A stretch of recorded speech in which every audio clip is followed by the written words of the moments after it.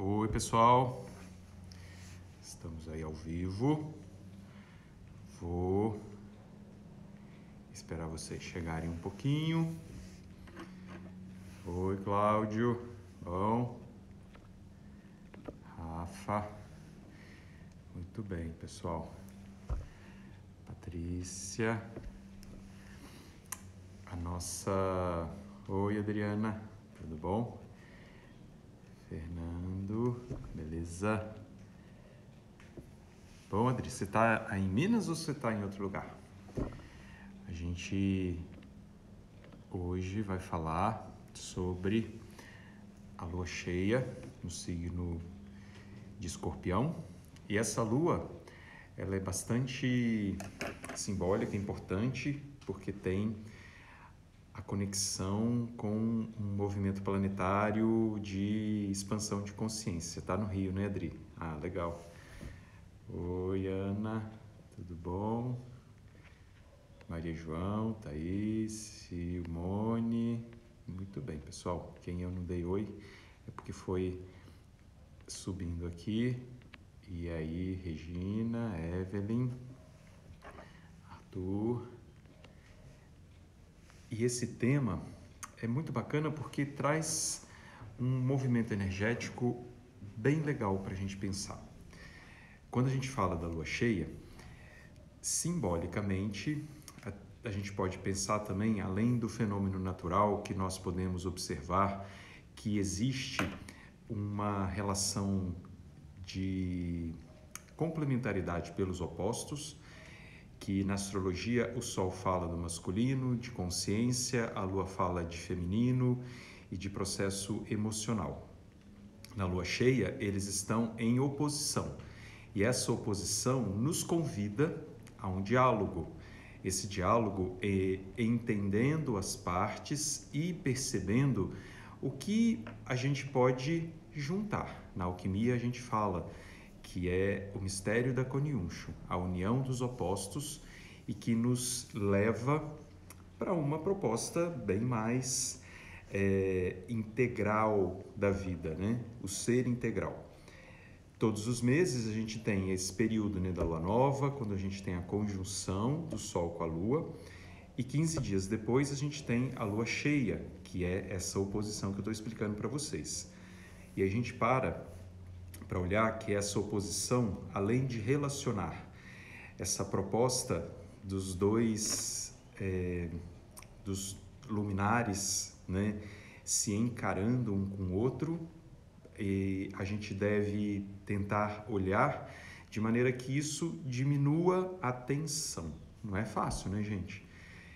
E também a gente vai olhar que isso ocorre em signos opostos complementares. A saber que a gente está agora no signo de Touro, né, com o Sol transitando em Touro, e a Lua agora estará, né, dia 7, mais especificamente, daqui a pouco ela entra em Escorpião, ela agora está em Libra ainda, mas quando ela entrar em Escorpião, ativa esse eixo oposto complementar entre Touro e Escorpião. A gente pode pensar assim, o Touro fala de qualidades da gente entender o prazer de viver, estarmos encarnados, a gente viver o mundo da materialidade. A gente fala que Touro é o signo mais corpóreo, mais físico, mais conectado ao sensorial material. Não somente do dinheiro, mas da experiência de vida humana ligada a tudo o que é no nível físico, material. O seu oposto complementar, Escorpião, já fala de um mundo mais etéreo, de uma maneira mais desapegada de olhar para as coisas, e o sensorial passa para aquele lugar do não visto, e isso nos dá, então, essa complementaridade que nós falamos desses dois lugares. O Touro, então, no apego da vida material, e o Escorpião no desapego de um lugar mais místico, mas aquilo que a gente não acessa efetivamente só pelos sentidos materiais. A gente vai ter que ter outros sentidos para acessar o lugar de desapego que Escorpião nos convida, e isso nos leva a complementarmos a nossa vida de uma maneira muito importante. Na live que eu fiz hoje de manhã eu comentei isso, eu quero repetir.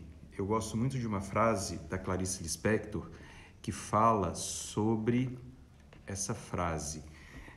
Ela era tão corpo que era puro espírito. E o que eu quero dizer com isso? A gente precisa passar por essa energia taurina para poder efetivamente chegar no nosso espírito. E, como eu falei no início, essa lua tem uma característica bem especial, porque ela fala de um movimento também ligado ao nosso espírito, à nossa questão espiritual. E a gente pode entender e integrar isso na nossa vida de uma maneira talvez mais prática, digamos assim. O que eu quero dizer? Como nós estamos falando de touro como sendo essa conexão arquetípica do nosso processo físico-material, e escorpião, a lua na sua oposição, a gente também coloca esse lugar de consciência e de emoção. Como que o nosso processo emocional é incorporado em tudo isso? O que acontece aí e que a gente às vezes lida, às vezes a gente não lida? Faz parte, né? E isso faz com que a gente perceba essa questão dessa dualidade, né? Que nos leva na Lua, né? Nessa proposta, da gente aprender a reconhecer. Essa é uma lua muito forte, essa lua cheia em Escorpião, por causa de uma coisa que eu vou falar daqui a pouco. Mas todas as luas cheias trazem isso. No sentido positivo, a lua cheia nos conecta com mais movimento emocional, com mais alegria, com mais estar para fora. Uma lua de água que expande, porque a sua energia ou a sua gravidade faz-se mais sentida. E como a lua, para nós na astrologia, rege essas características de emoção, de sentimento, de vulnerabilidade, do passado, né, das nossas conexões ainda não muito bem resolvidas, porque estão ligados a essa vulnerabilidade, a gente sente tudo muito isso. No sentido negativo, isso pode nos levar para uma certa tensão emocional, a gente fica mais reativo emocionalmente, ou a gente sente mais aquilo que muitas vezes não está sendo iluminado. Porque a gente não está falando que na lua cheia, o sol em oposição à lua ilumina plenamente a lua, tanto que à noite, quando a gente tem uma lua cheia, a gente vê melhor, né, os movimentos, fica uma luz tênue, mas bem mais forte do que de uma noite, por exemplo, de uma lua nova, uma lua minguante, porque tem uma menor luminosidade refletida da lua para a Terra. Agora não, a gente simbolicamente pode perceber que quanto mais a lua fica iluminada, possivelmente, mais a gente ilumina também os nossos aspectos emocionais. E isso vai nos fazer, então, a gente olhar para tudo isso. Quais são as questões que nós estamos vivendo no sentido emocional e que nos chamam para serem vistas, tá? Então, toda lua cheia, pensem nisso, que é da minha parte emocional que eu quero olhar, ou que eu não estou enxergando, mas que esse movimento, essa gravidade que a lua traz, me convida a sentir. O outro aspecto que eu queria comentar com vocês, que essa lua é muito especial, porque ela está conectada à iluminação de Buda, né? Historicamente, nós dizemos que Buda, ele iluminou quando estava no Sol, numa lua cheia do Sol em Touro. Então, isso também é bem simbólico, se a gente para pensar, porque essa movimentação, né, que eu falei, de corpo, espírito, de consciência e de sentimento. Agora a gente coloca também a nossa experiência de ego e eu espiritual. Aí eu vou comentar com vocês o que acontece aí.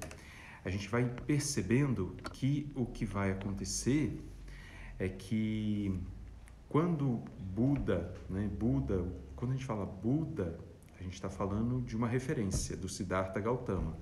Embora existam muitos Budas, mas o Siddhartha Gautama é o primeiro Buda, considerado o primeiro Buda que mostrou o caminho do meio, inclusive. Então, a gente vai olhar que esse lado que nós temos de dualidade e dessas duas coisas que ficam afetando a gente, como quando a gente estuda um pouco, não sou muito profundo conhecedor do budismo, mas a gente vai olhar como que a gente tenta trabalhar as situações do ego e como o ego nos coloca em situações difíceis. Por quê? E aqui eu não estou fazendo nenhuma, digamos, apologia contra o ego, nem achando que a gente tem que detonar o ego, não é isso, mas que, na verdade, a gente precisa entender e liberar a força que o ego tem que fazer. O ego é o nosso centro de consciência, por isso não dá para a gente ficar sem ele. Ficar sem o ego significa a gente ficar maluco, a gente não entender a realidade. Tanto que as pessoas que têm psicose, elas não conseguem distinguir a realidade, então o ego delas está afetado ali. Então, quando a gente passa a perceber o caminho de dualidade entre o ego, que fala do nível de realidade, e o eu espiritual, que a gente poderia colocar como uma referência que ele simplesmente confia. Aí a gente passa a entender que essa parte do ego, que está muito preso, seguro, fazendo com que as coisas estejam efetivamente nos seus supostos lugares corretos, ele luta muitas vezes contra um lugar de ilusão, porque ele não consegue lidar com a dualidade. A dualidade que é a realidade possível para nós agora, vida e morte, bom e ruim, feliz e triste, mas para o ego, ele não lida dessa forma, ele vai lidar com vida ou morte, ou ele está vivo ou ele está morto. Se a gente for olhar exclusivamente pela visão do ego, ele está certo, ou ele está vivo ou ele está morto, depois não me arruma um outro jeito de eu lidar, porque é assim, eu estou vivo ou eu estou morto, qual é a outra possibilidade, E é isso mesmo. Agora, quando a gente percebe, você está vivo, mas quando você nasce, você começa a morrer um pouco, Ou você morre, você não volta a nascer. Então, tem várias outras coisas que o ego, no seu lado prático, ele não consegue lidar. E isso faz com que o ego construa estruturas de defesa a partir de suas referências fenomenológicas, digamos assim, o que ele experimentou e faz com que aquilo se torne a sua verdade. Não existe um ego isento da sua referência. O que quer dizer isso? Então, se você teve uma infância que foi muito dolorosa e que teve um monte de problemas, o seu ego, de alguma forma, ele se conecta com experiência igual a sentir dor. Isso faz com que eu não viva algumas experiências porque eu posso me machucar. Como, por exemplo, receber carinho, dar do seu melhor, estar disponível sem ter nenhuma garantia. Tudo isso faz com que essa referência, que a gente chama de trauma, de imagem, de concepções errôneas, fazem com que o ego atue dessa forma. Por isso, o trabalho da meditação é uma proposta da gente começar a dar outras referências para o ego. E que nessas referências a gente possa sintonizar com uma amplitude maior de realidade. Mas isso não é fácil, porque no nosso ego nós temos já tudo muito configurado, tá? Então é aquele programa que vai ali, quando tem algum tipo de algo que aciona, ele já vai dar exatamente essa resposta. E é isso. Agora, quando a gente começa a ampliar isso, negociando com o ego, um lugar que o ego observa, é engraçado que ele é o objeto e ele é o observador. É uma coisa que tem que ser meio quântica mesmo, né? E aí isso passa a gente ampliar a nossa possibilidade de experiências. O Buda, quando ele ainda era Siddhartha Gautama, ele tinha uma referência de mundo que foi dada pelo pai dele, porque o pai dele temia que ele virasse o Buda, mas não teve jeito. E ele, portanto, ele tinha uma referência de um mundo perfeito, que o pai dele deu para ele, para que ele não fosse buscar o caminho da iluminação que estava já predito no mapa de nascimento dele. Quando ele nasceu, os astrólogos falaram para o pai dele: esse daqui é uma pessoa que vai ter um nível de espiritualidade incomum. Aí o pai dele falou assim: espiritualidade, a gente tem aqui um reino, a gente tem que cuidar do reino, tem que conquistar novos lugares, não quero nada disso. E aí, mas os astrólogos falaram: se ele olhar para alguém sofrendo, se ele conhecer o sofrimento, ele vai começar a descobrir qual é o caminho que ele tem que trilhar. E isso, por um descuido, ele viu uma pessoa sofrendo e isso deu o clique para ele começar o caminho de busca de iluminação que ele fez. Então, imaginem, o Siddhartha Gautama tinha uma referência de um mundo perfeito, o ego dele lidava com isso. E aí, quando ele sai desse lugar, ele tem que desconstruir todas essas referências do ego e entender como que ele poderia criar uma nova estrutura para fazer o caminho dele. E foi toda a jornada dele buscando essa sabedoria interna, lidando um tempo inteiro com as ilusões, com o mal que ele falava, né? O mal é a ignorância. E o ego, muitas vezes, ele é ignorante. Ele, por mais que ele esteja nesse lugar do centro da consciência, quando ele se coloca no lugar de dono da história, ele se torna ignorante, porque ele não consegue olhar todas as partes. Ele olha aquilo que vai ser importante para si mesmo. E nesse período, nessa fase do Sol em Touro e a Lua cheia, aí a gente começa a olhar esse simbolismo que eu comentei com vocês agora há pouco. O simbolismo que nos faz perceber esses dois aspectos. Agora, a dualidade vem do ego e do espírito. Como que você pode trabalhar de maneira que o seu ego se fortaleça para que ele tenha coragem de fazer uma entrega? Que entrega é essa? Não é de que ele vai deixar de existir, mas de que, na verdade, ele passará a corresponder a um lugar mais amplo que o eu espiritual dele possui. De todos nós, né? Que eu estou falando de mim e de todos nós que estamos aqui. A não ser que tenha alguém iluminado aí, daqui a pouco eu vou falar o que é essa iluminação. Já sabe um passo a mais do que a gente está falando aqui. Então, essas duas, né, realidades, um sol num lugar muito físico e uma lua num lugar de desapego. Um ego que precisa se desapegar. Ele não vai morrer, ele vai se entregar. Passar por uma morte simbólica, que é uma característica também do signo de Escorpião. Passar por uma crise para que isso aconteça. E chegando lá, quando não tiver mais o que fazer de um lado ou de outro, fazer a entrega. Então, é muito realmente propício, né? Tanto que a gente fala que Buda é o mestre de touro.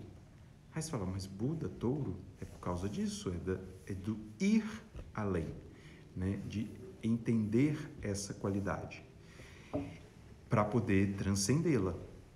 É muito interessante, o Osho dizia isso, que enquanto a gente vive um desejo de algo e que a gente abafa aquilo, o desejo se torna muito grande. E quando a gente consegue olhar o desejo, sabendo lidar com ele, você realiza e depois você fala assim, tá bom, é isso, então agora eu vou fazer outra coisa, né? Mas é claro, isso o próprio Osho dizia, é necessário tomar muito cuidado porque você pode ficar só no prazer da realização do desejo. E aí você se escraviza pelo desejo e não se realiza pela realização do desejo. São duas coisas diferentes. E Buda, então, nesse momento, tem a conexão mais forte com a nossa esfera, né? Então, Buda, ele fez o processo da iluminação. E o que significa esse iluminar? É realmente entregar o ego plenamente para o seu eu superior ou para o seu eu espiritual. E que a partir de então, nada vai ameaçar o ego. Já pensaram nisso? Tentem fazer essa experiência. Nada me ameaça. Nada, né? Qualquer pessoa, até o presidente da República, digamos, se sente ameaçado. A não ser que a pessoa faça esse processo. E isso é um lugar de muita profundidade. A jornada do Buda, né, depois de 49 dias que ele ficou meditando, e aí ele fez a sua conexão, né? Aí ele falou assim, agora, ok, ego, já sei como lidar com você, né? Tem um livro do Deepak Chopra, Buda. Ele conta a história do Buda e é muito bacana entender esse processo, né? Ele conta Siddhartha, depois ele fazendo o caminho e depois ele tendo que lidar com os desejos, a alimentação, tudo isso. A gente tem necessidades fisiológicas também, né? E que tudo é governado pelo ego. Tanto que uma das dificuldades de você fazer jejum é por causa de quem? Né? Às vezes por causa da fome que você tem. Porque quando você começa a fazer jejum, você aprende a lidar e você consegue. A questão é por causa do ego. O jejum desafia o ego. O ego fala, tem que comer, tem que se alimentar, tem que estar nutrido. Aí você fala, não vou comer. Aí o ego começa a pirar, porque ele perde o controle, né?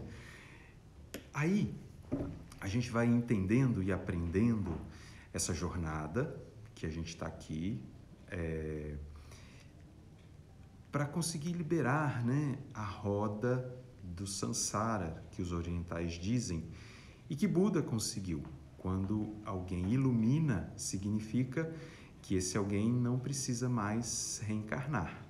Ele pode reencarnar por vontade, tá? Compulsório não tem mais.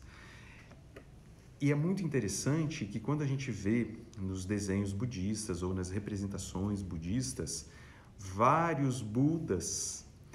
E uma vez eu vi o Lama Michel, que é um Buda, ele conta assim, quando vocês olham para essas figuras que tem um monte de Budas, isso, primeiro, é porque todos esses seres iluminados deixaram uma mensagem de iluminação e fizeram algum movimento em prol da consciência para os ignorantes.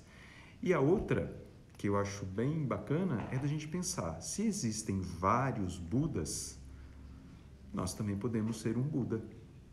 Isso a gente pode pensar, não é algo que seja impossível, mas também não é algo que seja no âmbito dos nossos desejos. Porque eu vou iluminar, porque eu vou iluminar, porque eu vou iluminar.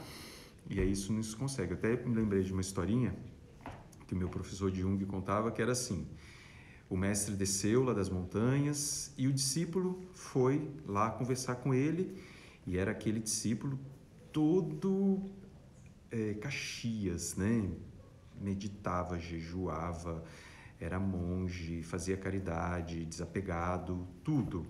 E aí ele perguntou pro mestre, assim: mestre, quando eu vou iluminar? Aí o mestre foi lá, entrou em meditação, voltou e disse: você vai iluminar daqui a 6 encarnações. O discípulo ficou irado. Ele falou: não é possível, eu não vou aguentar mais 6 vidas tendo que fazer tudo isso para iluminar. Saiu esbravejando, né? E do lado tinha um bêbado ouvindo a história e falou assim: já que você está falando isso daí, fala para mim também, né? Quando que eu vou iluminar? Aí o mestre entrou em meditação, viu, voltou e falou para ele: você vai iluminar daqui a 30 encarnações. O bêbado falou: nossa, que maravilha, daqui a 30 encarnações. E ele iluminou. Vocês entendem essa coisa do desejo? Se você deseja muito algo, você se alimenta pelo desejo. Então, quem que também governa o desejo? É o ego. Por isso, é muito importante a gente entender, nessa lua em que Buda iluminou, o desapego.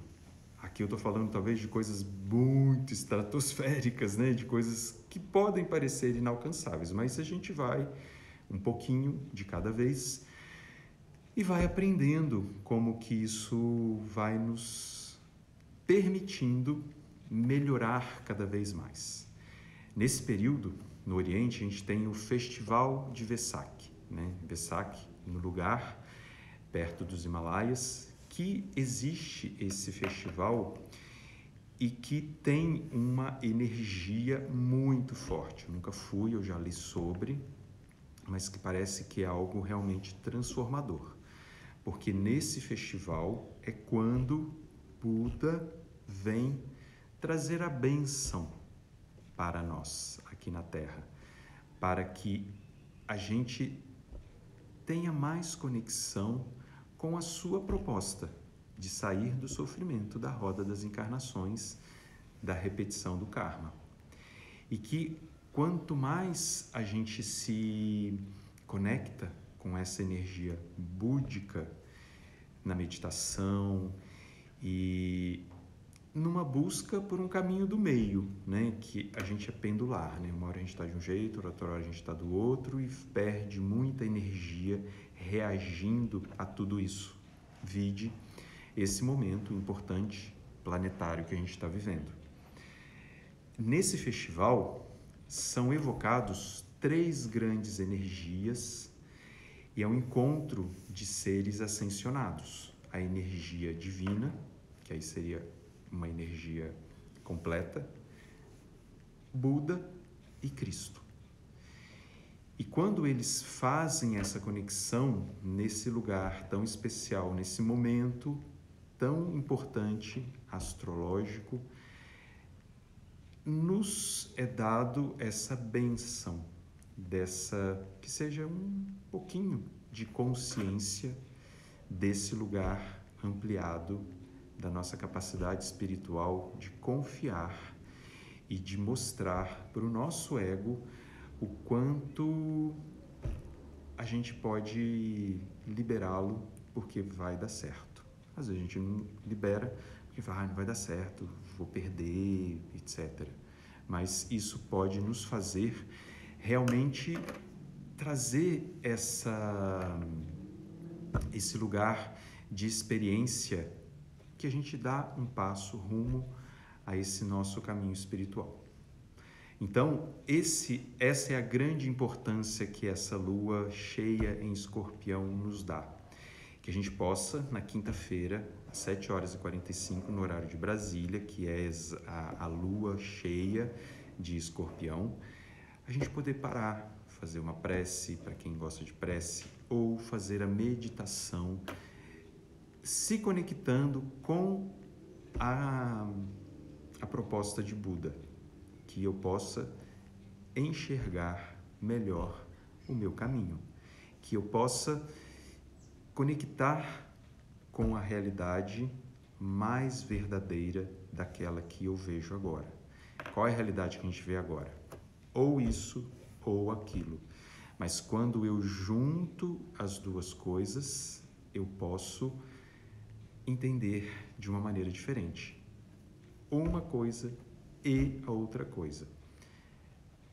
Não, o horário, pessoal, é 7h45. Vocês até me deixaram aqui com dúvida, quer ver?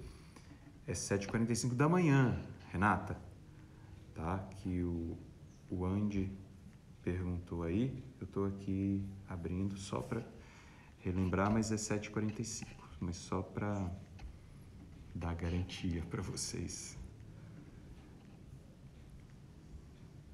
Exato, 7h45 da manhã. Então, que a gente pode aproveitar isso, né? E eu acho que com tudo que a gente está vivendo, é cada vez... É isso, Renata, é 7h45 e não 19h45. Que a gente possa cada vez mais perceber a nós mesmos. Eu acho que Buda, ele olha pra gente, né? Ele tá ali, né? Fazendo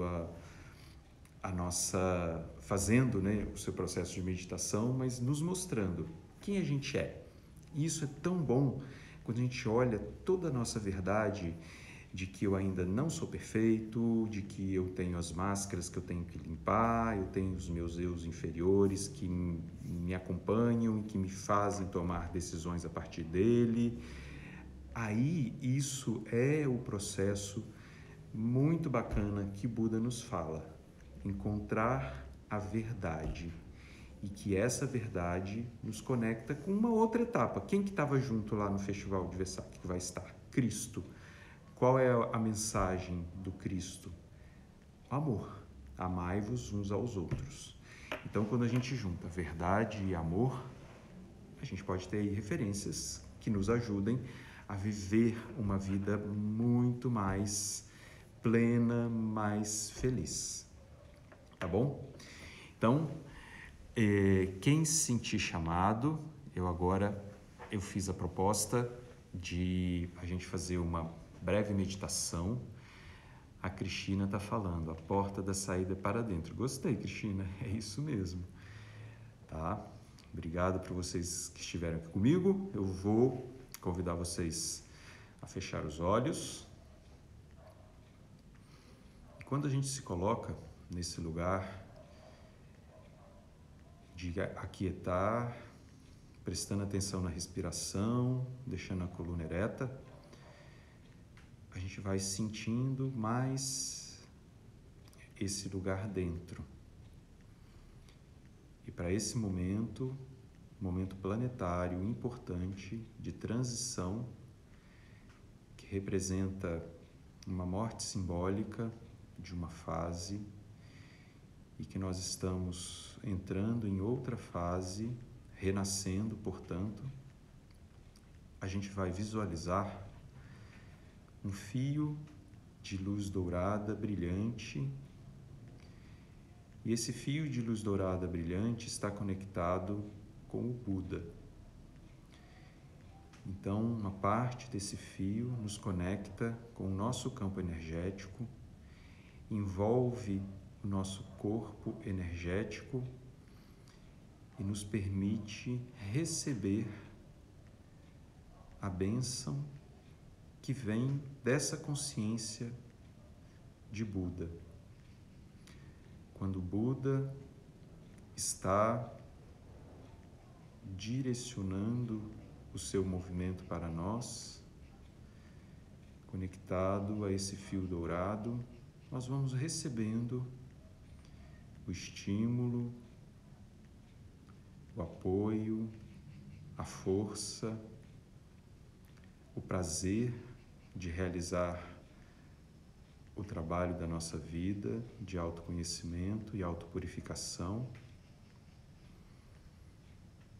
E conforme essa energia vai chegando para cada um, Buda conecta esse fio de luz dourada no centro da nossa testa, entre os nossos olhos, no nosso chakra frontal. E essa energia que vem de Buda amplifica o nosso processo intuitivo que nos permite acessarmos de maneira mais clara a nossa realidade, o nosso eu real, nos dando intuição e inspiração para que no nosso processo de meditação, de prática espiritual, cada um possa dar mais passos e que esses passos possam ser vistos por Buda, ou que nós possamos ter como um exemplo mais verdadeiro desse caminho, que nem sempre é fácil, que nem sempre é óbvio, mas que nós vamos, cada um, recebendo nessa luz dourada que agora pulsa no meio da nossa testa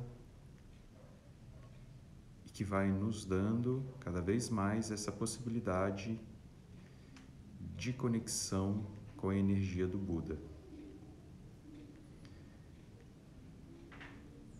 Que nós possamos estar presentes no agora, na confiança e no amor. Muito obrigado.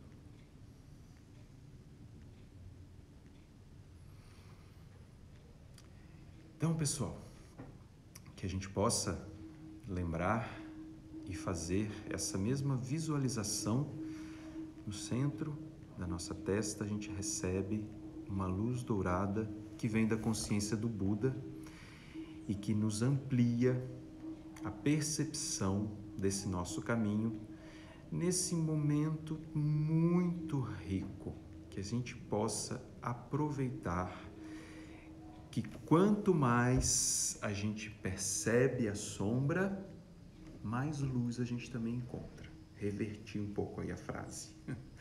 E que a fase que todos nós estamos vivendo, solidários, porque todo mundo está passando por algo muito parecido, traga um caminho de crescimento para todos nós. Que essa lua cheia nos convide a estarmos mais conectados conosco. Tá bom, pessoal? Obrigado aí pela participação. Leninha, Sheila, Jane, Jacinta, Patrícia, Palmieri, Lemos, Alquimia da Sil, a Cris, o Anderson, a Aline, Fê, todo mundo, tá? Aqui entrou um monte de gente. Deixo um beijo grande aí para vocês. Até uma próxima live. Tem uma live, já quero fazer aqui uma propaganda no sábado, às 18 horas, isso mesmo, com a minha amiga Daniela Reis. A gente vai falar sobre a travessia, esse momento transitório que a gente está passando, tá bom? O Aline, ela vai ficar gravada aqui por 24 horas. Eu não sei gravar essa live aqui pelo iPhone, tá? Mas vai ficar 24 horas aí no meu Stories. Saudade, Ana. Arthur, gratidão também.